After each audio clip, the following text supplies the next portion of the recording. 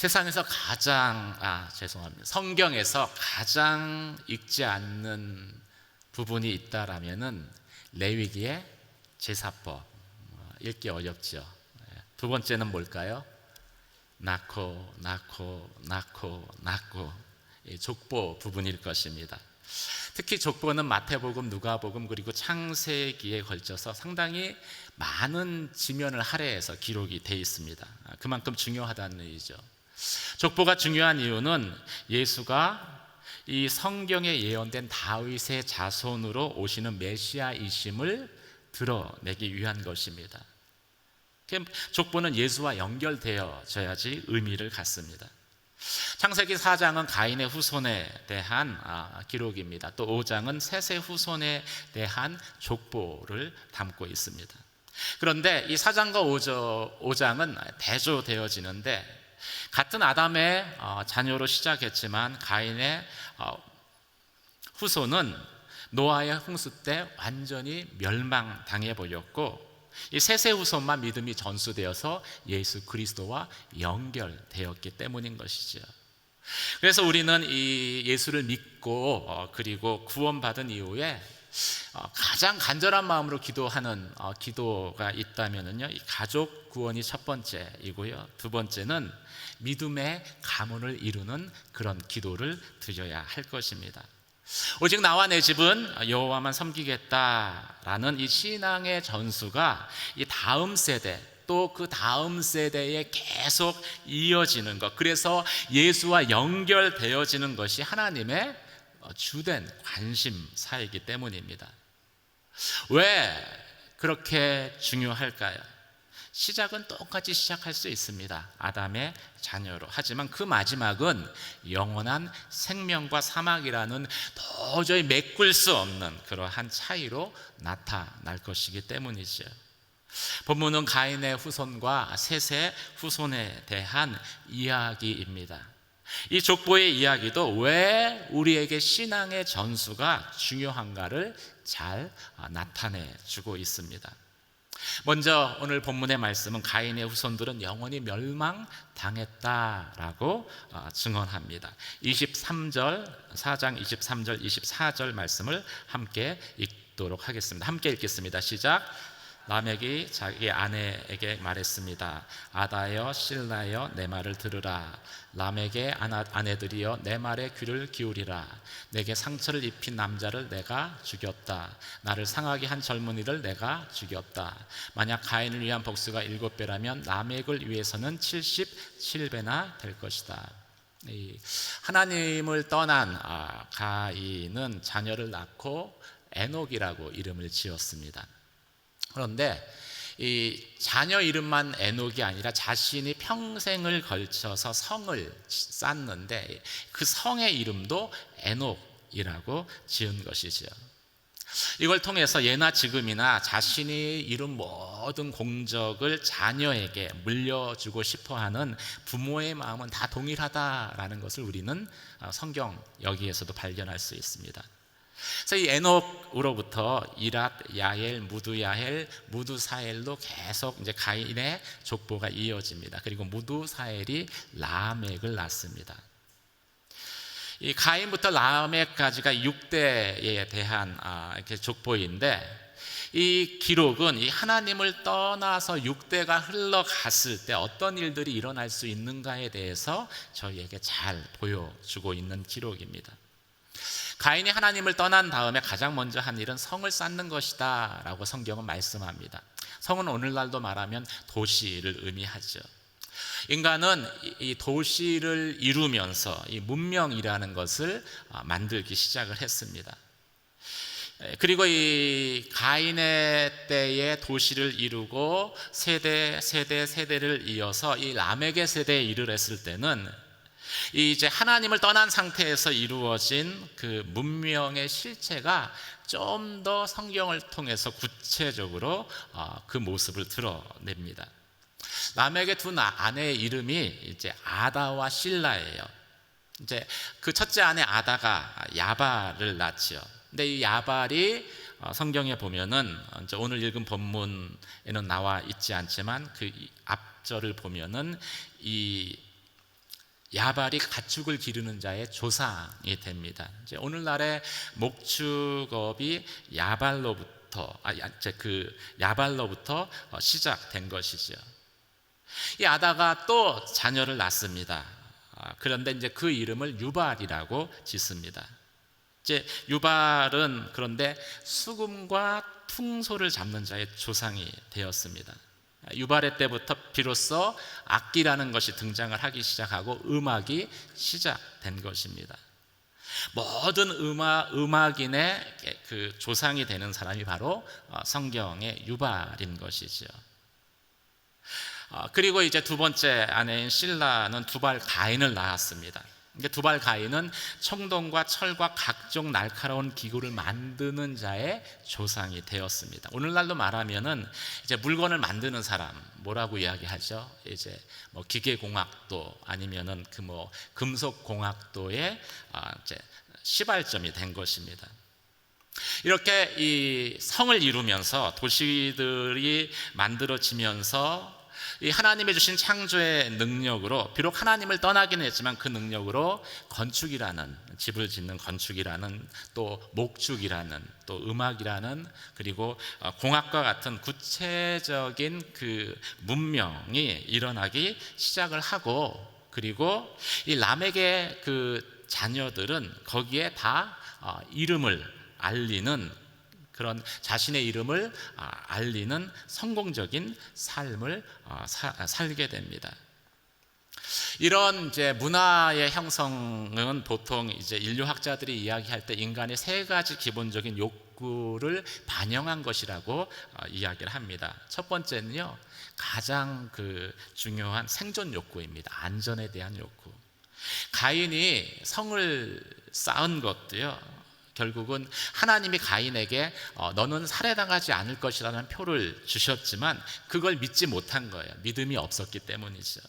그래서 자신을 지키기 위해서 성을 둘러싸기 시작을 한 것입니다. 그리고 성이 완성이 되자 거기에 자신들의 가족들 또 다른 사람들을 이제 오게 해서 살기 시작한 것이 성의 시작, 도시의 시작이 되어진 것이지요.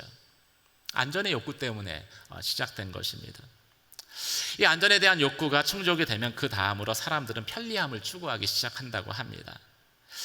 모여 살면서 물물 교환을 했을 거예요. 그런데 이 물물 교환이 좀 더 편하게 할 수 있는 방법이 없을까? 그래서 화폐라는 것을, 그렇죠? 화폐라는 것을 만들어 사용하기 시작을 한 것이죠. 인류의 문화는 이처럼 점점점 편리함을 추구하는 쪽으로 발전되는 그러한 특징을 가지고 있습니다. 이렇게 문화가 발전하면서 최종적으로 인간이 추구하는 것이 있다고 합니다. 그것은 자아실현이에요. 인간은 자신을 나타내고 드러내고 표현하고 싶어하는 존재이기 때문입니다.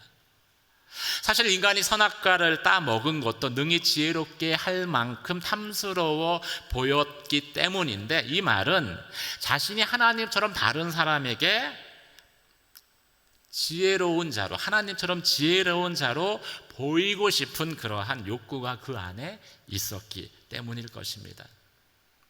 자아실현의 구체적인 결과물이 오늘날에도 여러 가지 다양한 문화라는 형태로 저희 가운데 제시가 됩니다. 이처럼 인간의 문화 가운데에는요, 인간의 자아실현이라는 이 자아라는 그런 욕망, 감춰진 욕망이 있고, 그런데 중요한 것은 이 감춰진 욕망의 밑에 뿌리에 인간의 죄성이 여전히 존재한다라는 것입니다. 그래서 인간이 만든 모든 문화를 보면은 결국 인류를 발전하게 하는 측면도 있지만 계속해서 사망으로 이끌고 가는 것입니다. 오존층의 파괴, 환경 오염, 이런 것들이 결국 인류의 멸망으로 이끄는 것이죠. 근데 성경에서 이미 그 사실을 말씀하고 있습니다. 성경은 죄성에 이끌린 삶의 끝이 결국은 사망이다라고 야고보서 1장 15절에서 선언했기 때문입니다. 야고보서 1장 15절 말씀을 함께 읽도록 하겠습니다. 함께 읽겠습니다. 시작.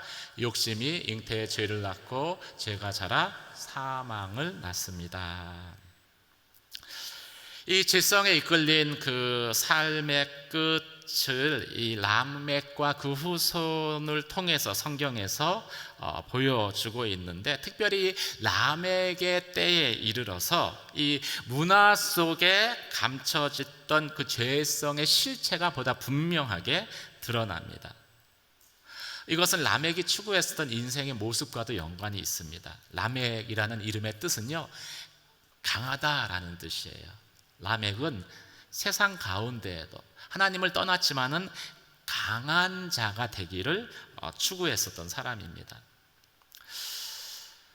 그리고 이 라멕의 삶은 하나님 없이 참 강함을 추구하는 인생이 얼마나 위태로울 수 있는가를 저희에게 잘 보여줍니다. 첫째로 라멕은 하나님이 정하신 결혼의 원칙을 깨트려 버려요.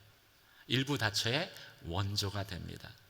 성경은 남자와 여자 둘이 한 몸이 될 것이다라고 뭐라 그러죠? 일부 일처라고 하나요? 그것을 이야기하고 있습니다. 근데 그걸 깨트려 버린 거예요. 아마도 라멕은 스스로 나는 다른 남자들보다 강하니까, 힘이 세니까 두 아내를 거느릴 수 있다라고 생각했을 것입니다. 그래서 두 아내를 뒀는데 그 아내의 이름이 아다와 실라인 것이죠. 아다라는 이름의 뜻은 빛, 기쁨이라는 뜻입니다. 그런데 실라라는 이름의 뜻은 그늘, 어둠이라는 뜻입니다. 그 아다와 실라의 이름에도 하나님이 우리에게 주시는 교훈이 있습니다. 아내가 하나일 때는 기쁨이 있지만 둘이 되는 순간부터 인생에 먹구름이 들이오기 시작한다는 거예요. 그늘이 된다는 것이지요. 한번 옆에 분에게 시끄럽지만 하나여서 감사합니다, 이렇게 인사하시기 바랍니다. 또 이 두 아내뿐만이 아니라요, 라멕은 살인까지 저지릅니다. 읽은 본문의 말씀에 나의 창상, 부상당한 것이죠. 그것으로 인해서 내가 소년을 죽였다, 젊은이를 죽였다라고 라멕이 이야기를 합니다. 누군가가 라멕을 공격을 했고 그것으로 인해서 부상을 입은 라멕이 화풀이든지 안갚음이든지 소년을 죽이고 그것을 자랑스럽게 노래로 표현을 한 것입니다. 이런 라멕의 모습에는 이 죄에 대해서 뉘우치는 그런 모습이 전혀 보이지 않습니다. 가인은 자신이 살인죄를 지은 다음에 죄로 인한 고통을 하나님께 호소했습니다. 그런데 라멕에는 그런 모습조차가 보이질 않습니다. 스스로 하나님이 돼서 이 하나님이 가인에게 입혔던 해는 7배죠. 가인을 상해한 자는, 죽인 자는 7배 벌을 받을 것이라고 하나님이 하셨는데, 스스로 하나님이 돼가지고, 그런데 가인에게는 7배지만 나에게 해를 끼친 자에게는 77배로 보복하겠다라고 서슴없이 고백을 합니다. 하나님이 한 것을 본인이 그것도 더 세게 본인의 입으로 이야기를 한 것이죠. 하나님을 경외하는 모습이 라멕에게는 없었습니다. 라멕은 뛰어난 사람이었어요. 이 성을 만든다, 성을 쌓는다라는 것은 그것은 탁월한 능력이 있었기 때문에 그런 것이었습니다. 그리고 그의 자녀들은 모두 성공했습니다. 훌륭한 자리를 차지했습니다. 각 문화의 영역에 첫 머리가 되었기 때문인 것이지요. 새로운 영역을 개척하고 성공적인 삶을 살았다라고 많은 사람들이 라멕을 부러워했을 것입니다. 그런데 이 본문의 말씀을 통해서 성경은 우리에게 다른 것을 이야기합니다. 그 자녀들이 이룬 그 문명의 화려함 뒤에 감춰진 죄이지요. 성경은 하나님 없이 세상에서 성공하는 것이 얼마나 위험한가를 저희에게 말씀하고 있습니다. 왜냐하면 그 성공에 가려서 라멕과 그 자녀들은 하나님을 끝까지 찾지 않았고 결국 영원히 멸망당했기 때문입니다. 노아의 심판 때 다 멸망당하고 세상에서 흔적도 없이 사라져버렸기 때문이죠. 이 가인의 족보를 통해서 하나님은 우리의 기도가 변해야 한다라고 말씀하십니다. 여러분, 자녀들을 위해서 무엇을 기도하십니까? 혹시 세상에서 강한 자가 되도록, 그리고 세상에서 성공하는 자가 되어야 한다고 그들에게 가르치고, 그리고 그렇게 기도하지는 않았습니까? 물론 하나님의 영광이라는 그런 단서를 달기는 하지만 주의 영광을 위해서 세상에서 유명해지도록 기도하지는 않았습니까? 그런 저희의 기도가 변해야 합니다. 유명해지고 또 성공해서 하나님을 알지 못하면 결국은 죄로 인해서 영원한 죽음을 당할 수밖에 없기 때문인 것이지요. 사랑하는 성도 여러분, 자녀들을 위해서 기도할 때 하나님, 내 자녀가 나의 세대보다도 하나님을 더 잘하는, 예수님을 더 잘하는 그러한 자녀가 되게 하여 주시옵소서. 그런 믿음의 기도를 드리는 저와 여러분이 되시길 주님의 이름으로 축원합니다. 오늘 성경은 죄악된 세상에도 하나님과 동행할 수 있다는 말씀을 또 저희 가운데 하고 있습니다. 5장 21절에서 24절까지 말씀을 함께 읽도록 하겠습니다. 함께 읽겠습니다. 시작. 에녹은 65세에 무드셀라를 낳았습니다. 무드셀라를 낳은 후 300년 동안 하나님과 동행하며 다른 자녀들을 낳았습니다. 에녹은 모두 365년을 살았습니다.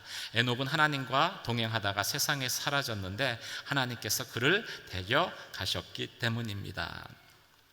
우리는 종종 우리의 믿음 없는 삶에 대해서 세상을 핑계합니다. 죄 많은 세상이 내 집은 아니어도 세상에 죄가 너무 많기 때문에 죄가 묻는 상태로 살아가는 것은 피할 수 없다라고 이야기를 합니다. 하지만 오늘 성경 말씀은 죄 많은 세상일수록 어둠 속에서 빛이 더 강렬하게 비치는 것처럼 우리의 신앙, 우리의 믿음이 더 깊어질 수 있다고 말씀하고 있습니다. 그 구체적인 증거가 하나님과 300년을 동행한 에녹의 삶인 것이지요.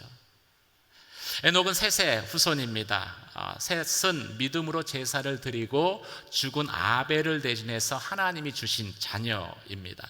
그 이름의 뜻은 선택받은 사람이라는 뜻이죠. 즉 셋의 후손은 이 믿음의 후손인 것입니다. 죄로 넘쳐나는 이 세상 가운데 선택받은 사람들의 그 삶의 기록이 바로 셋의 족보가 되어지는 것이죠. 그 시대에도 오늘날과 동일하게 그 시대의 문화를 주도하는 것은 가인의 후손들이었을 것입니다. 그런 가운데 소수로 마이너리티로 살았지만 그럼에도 셋과 그 후손은 믿음의 삶을 포기하지 않습니다. 셋의 후손 중에 에노스 때에는 비로소 하나님을 찾기 시작했다고 말을 합니다. 그리고 그 믿음이 게락과 마할랄렌과 에렛 그리고 또 다른 에녹으로 이어지지요. 믿음이 전수된 것입니다. 그리고 믿음의 후손 에녹에게 이르렀을 때 믿음의 삶의 정점이 보여집니다. 그것은 에녹이 65세에 무드셀라를 낳고 300년이라는 긴 기간을 하나님과 동행하는 삶을 산 것입니다. 사랑하는 성도 여러분, 에녹과 같이 하나님과 동행하시길 주의 이름으로 축원합니다. 제가 묻고 싶어요. 하루 24시간 중에서 하나님과 동행했다고 말할 수 있는 시간이 여러분은 얼마나 되시는지요? 1시간? 너무 많군요. 30분? 제가 한때 예수 동행 일기라는 것을 기록을 했었습니다. 이제 거기 보면은 큐티 체크하게 돼 있어요. 그리고 기도 시간 체크하게 돼 있습니다. 근데 특이하게 예수님 생각을 얼마나 했는지를 이 분으로 표시하는 난이 있는 거예요. 뭐 큐티도 하고 또 기도도 이렇게 했는데 내가 예수님을 다른 거 생각 안 하고 하루에 얼마나 생각했지 하고 매일매일 그 앱에다 기록을 했는데 이 기록할 때마다 마음이 괴로운 거예요.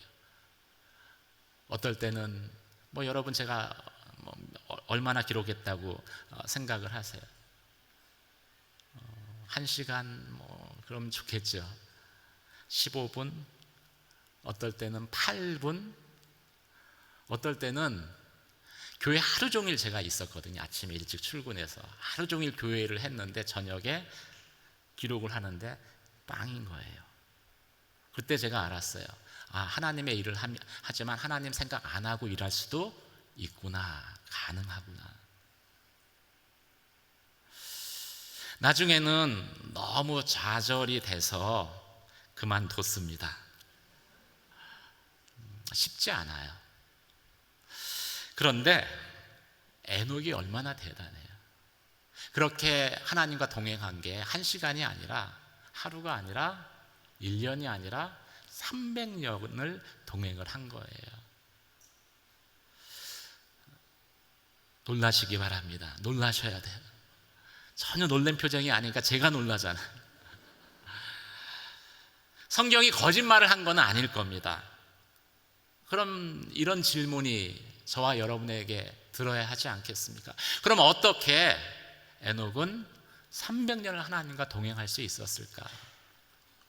결정적인 힌트를 성경에서 말하고 있습니다. 에녹은 무두셀라를 낳고 그 이후부터 하나님과 동행했다고 밝힌 것입니다. 사랑하는 성도 여러분, 자녀가 없다면 무두셀라 같은 자녀를 낳으시길 주님의 이름으로 축원합니다. 이 무두셀라의 출생이 에녹이 하나님과 동행하는 결정적인 계기가 된 거예요. 그런데 이 무두셀라라는 이름의 그 해답이 보다 정확하게 나와 있습니다. 무두셀라는 이름의 뜻이요, 그가 죽으면 세상은 끝난다는 뜻입니다. 그가 죽으면 세상은 심판으로 끝난다는 거예요. 왜 이런 이름을 지었을까요? 하나님이 에녹에게 나타나 말씀하셨을 것입니다. 네가 아들을 낳을 것인데 그 이름을 무두셀라라고 지어라. 그리고 그 이름대로 무두셀라가 죽으면 내가 세상을 심판할 것이다. 에녹은 그 말을 들은 거예요. 그리고 그 말을 믿은 것입니다. 그리고 나서 이전처럼 살 수가 없었어요. 하루하루 무두셀라가 자라는 것을 볼 때마다 하나님이 말씀하신 이 심판의 때가 언제인가를 생각해야 됐기 때문이죠. 그렇게 변화된 에녹의 삶에 대해서 유다서 14절 15절에 기록하고 있습니다. 함께 읽도록 하겠습니다. 시작. 아담의 7대 손 에녹도 이들에 대해 이렇게 예언했습니다. 보라, 주께서 그의 수많은 성도들과 함께 임하셨으니 이는 모든 사람을 심판하시고 그들의 경건하지 않게 행한 모든 불경건한 행동과 경건하지 않은 죄인들이 주를 대적해 말한 모든 모욕적 언사들을 책망하시려는 것이다. 에녹은 무드셀라의 죽음과 함께 찾아오는 하나님의 미래적 심판을 확신했고 그 심판에 대해서 증거하면서 하루하루를 살았던 것입니다. 마치 우리가 예수 믿지 않으면 지옥 갑니다 라고 복음을 전하는 것과 똑같은 것이죠. 그런 매일매일의 삶이 하나님과 동행하는 매일매일의 삶으로 연결되었던 것입니다. 그래서 에녹은 하나님을 기쁘시게 하는 자라는 평가를 받았습니다. 그리고 하나님은 에녹을 너무 기뻐하셔서 세상에서 죽음을 보지 않게 하시고 하늘로 데려가 버리셨습니다. 사랑하는 성도 여러분, 여러분은 하나님이 말씀하신 이 땅을 향한 심판이 있는 것을 믿고 계십니까? 진짜 믿으세요? 진짜 믿으세요? 그럼 왜 하나님과 동행하지 않으세요? 뭔가 모순이 있는 것이지요. 성경에서 말씀한 대로 그럼 진짜 무드셀라가 죽었을 때 세상은 심판당했습니까? 성경 계속 읽어보면은요, 무드셀라는 라멕을 187세에 낳았습니다. 그리고 라멕은 노아를 낳았는데 182세에 낳았습니다. 둘을 더하면 369회예요. 그리고 노아가 600세가 되었을 때 하나님이 홍수로 이 땅을 심판하셨습니다. 그러면은 600 플러스 369가 되죠. 그러면 토탈이 얼마일까요? 969가 나옵니다. 그런데 무드셀라가 몇 살에 죽었다고 성경에 밝히고 있습니까? 969에 죽었어요. 하나님 말씀하신 대로 무드셀라가 죽은 다음에 이 땅을 물로서 심판하신 것입니다. 이것은 하나님의 말씀은 1.1획도 어긋남이 없이 이루어진다는 것을 저희에게 너무나 분명하게 우리가 잘 이해하는 산술적으로 증명한 것입니다. 예수 그리스도께서 이 땅에 다시 오신다라고 성경은 말씀하고 있습니다. 첫 번째는 구원해 주러 오셨지만 두 번째는 심판해 주러 오신다라고 말씀하고 있습니다. 무드셀라를 통해서 약속하신 심판이 이루어졌듯이 예수님의 이 심판도 분명히 이루어질 거예요. 우리가 그 말씀을 믿는다라면은 우리는 에녹처럼 하나님과 동행하는 삶을 살아야 합니다. 그런 삶을 원해야 하는 것이죠. 에녹이 무드셀라를 볼 때마다 하나님의 심판의 말씀을 떠올리며 지금 돌이키지 않으면 영원히 멸망당한다. 그 복음을 전했던 것처럼 우리도 심판의 날을 우리의 신앙 가운데 날마다 직시하면서 살아가야 하나님과 동행하는 삶을 살 수 있는 것입니다. 사랑하는 성도들 여러분, 그런 믿음의 삶을 살아가는 저와 여러분 되시길 주님의 이름으로 축원합니다. 이 땅의 문화의 화려함에 도취되지 말고 문화의 끝이 어디인가를 저희는 분명히 성경을 통해서 보아야 하는 것이지요. 그러면 우리의 기도가 변화돼요. 바뀌어야 합니다. 제가 아는 목사님이 이렇게 기도를 하신대요. 매일 아침에 일어날 때마다 하나님, 오늘도 이 땅을 심판하지 않으셔서 나로 새 날을 맞이하게 하시니 감사드립니다. 나에게 주어진 하루를 온전히 주님과 동행하길 원합니다. 그리고 예수 그리스도를 전하며 내일 주님 앞에 서게 해 주십시오. 아침에 그 기도를 드리고 일어난대요. 그리고 하루를 살면은요, 진짜 주님 만나기 전에 마지막 하루처럼 기회만 되면 예수 그리스도를 믿으면 생명을 얻지만 믿지 않으면 심판당합니다. 멸망당합니다. 그 복음을 전하는 삶을 살아갈 수 있대. 그리고 에녹이 무드셀라에게 했듯이 자신들의 자녀를 보면은 자녀들의 그 나에게 있었던 그 신앙, 내가 아는 그 하나님을 자녀들이 보다 분명히 알게끔 하기 위해서 이 믿음의 전수, 신앙의 전수를 하기 위해서 자신의 모든 에너지를 그 하루에 다 쏟게 된다는 그런 고백을 하시더라고요. 우리가 이렇게 살지 않으면 다음 세대는 소망이 없습니다. 우리 세대는 20% 이상이 예수님을 압니다. 믿습니다. 그런데 우리 바로 밑에 세대, 청소년들, 아까 저희 파워웨이브 나와서 열심히 찬양하고 워십했는데 이 청소년 세대는요, 이미 3.8%예요. 근데 이게 세계적인 현상입니다. 그래서 템포디 윈도우라고 그 10도에서 40도 사이에 있는 모든 나라들에게 미전도 정적에게 복음을 전해야 한다는 주장을 했었던 선교학자죠. 루이스 부시는 템포디 윈도우를 주장했었는데 이제는 414 윈도우를 말한다고 합니다.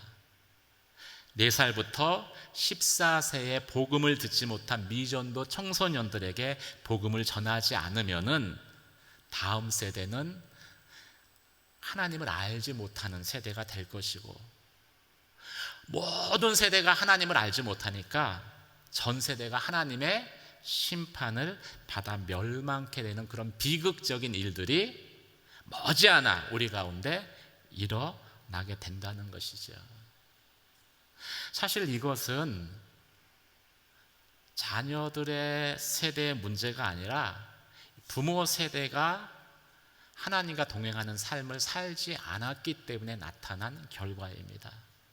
부모 세대가 이미 신앙 안에서 무너져 내린 것에 대한 반영이 다음 세대에 그렇게 나타난 거예요. 사랑하는 성도 여러분,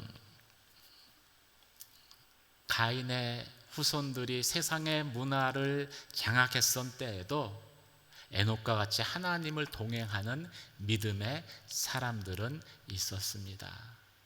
그리고 그 에녹과 같은 믿음의 사람들이 계속 이어졌기 때문에 우리가 예수 그리스도를 통해서 복음을 접하고 그리고 예수 믿는 세대가 될 수 있었던 거예요. 이 하나님의 놀라운 은혜와 축복이 저희 세대에 끊어지지 않도록 기도하는 저와 여러분이 되시기를 주님의 이름으로 축원합니다. 그럼 에녹처럼 기도하셔야 됩니다. 에녹처럼 사셔야 됩니다. 에녹이 드렸던 기도처럼 하나님, 세상이 멸망치 않고 또 하루를 저에게 주셔서 감사합니다. 오늘 하루를 주님을 위해 최선을 다하며 주님과 동행하며 복음을 전하는 삶을 살겠습니다. 그리고 내일 주님 앞에 섰을 때 부끄러운 자가 되지 않게 하겠습니다. 그런 믿음의 기도를 드리며 또 다음 세대를 위해서 다음 세대의 믿음의 사람들이 일어나도록 기도하는 저와 여러분이 되시길 주님의 이름으로 축원합니다. 이 시간 말씀을 생각하며 함께 기도할 때에 저희의 자녀들을 위해서 기도해 주시기 바랍니다. 저희의 아들과 딸들을 위해서도 기도하시지만 특별히 손자와 손녀들을 위해서도 기도해 주시기 바랍니다. 하나님, 저들이 예수 알게 하시고 우리보다도 예수 그리스도를 깊이 만나는 믿음의 세대 되게 하여 주시옵소서. 그래서 하나님이 기뻐하시는 참 나와 내 집이 예수를 섬기겠다라고 고백하는 믿음의 고백이 있는 가정 되게 하시고 믿음의 가문을 이루게 하여 주시옵소서. 함께 기도드리시겠습니다.